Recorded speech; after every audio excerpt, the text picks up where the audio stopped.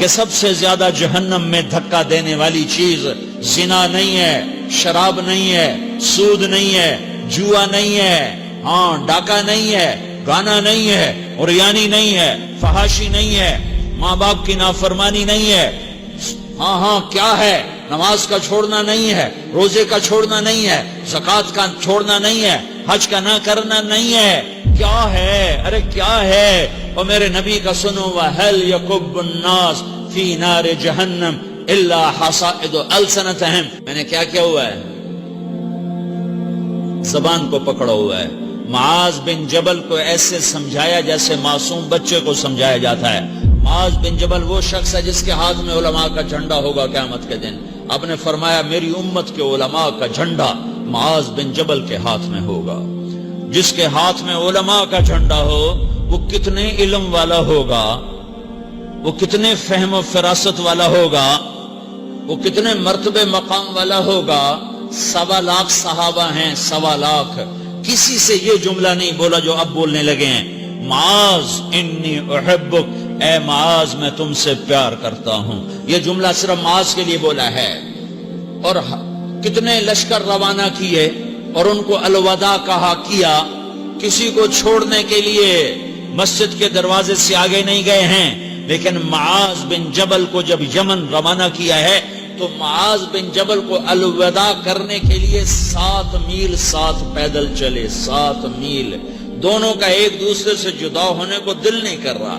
معاذ فراق نہیں چاہتا، نبی فراق نہیں چاہتا، لیکن اللہ کے امر پر اس فراق کو برداشت کیا جا رہا ہے۔ 7 میل پیدل چلے، 7 جرف تک پہنچانے گئے اور وہاں جا کر کہا معاذ، باپ نے بڑی حسرت سے کہا معاذ آج کے بعد جب تو مدینہ آئے گا تو میری قبر دیکھے گا، مجھے نہ دیکھے گا۔ تو معاذ روئے، پھوٹ کے ہل کے رونے لگے۔